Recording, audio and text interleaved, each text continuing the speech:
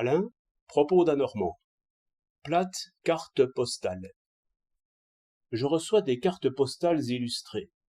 Je me laisse entraîner à en renvoyer, afin qu'on ne me soupçonne pas de passer l'été dans un pays trop peu pittoresque. Après cela, ils feront des O et des A sous la lampe.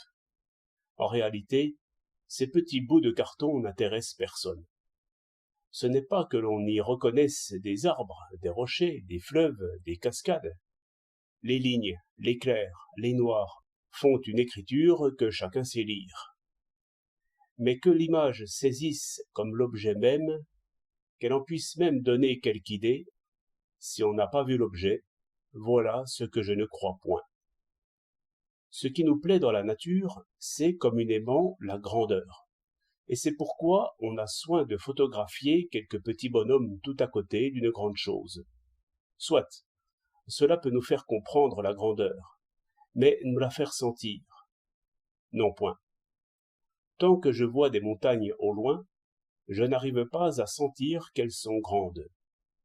Je le sens quand je suis assez près d'un bel escarpement et que je lève la tête. Je le sens aussi lorsque je marche pendant des heures sans arriver à ce pauvre petit sommet que je croyais toucher avec la main. En somme, c'est toujours par mes mouvements que je sens la grandeur des choses.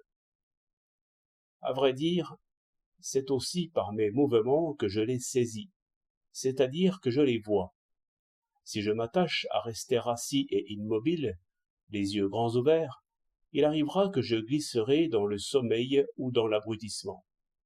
Tout le paysage me retombera sur les yeux, tout sera pêle-mêle. Si, au contraire, mon attention est éveillée, que de mouvements pour mettre tout en place, mouvement des yeux, mouvement de la tête, mouvement du corps et des jambes.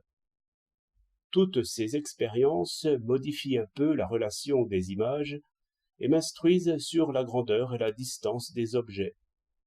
Pendant que ma tête se penche en avant, l'abîme se creuse, et l'horizon recule au premier pas que je fais.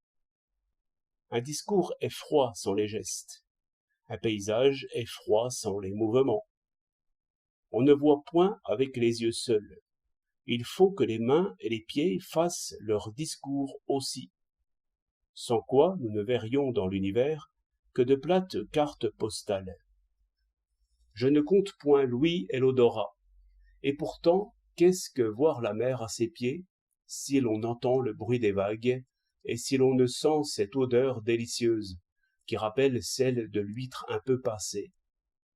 Ceux qui s'instruisent par carte postale, comment voient-ils donc les choses? 3 septembre 1908.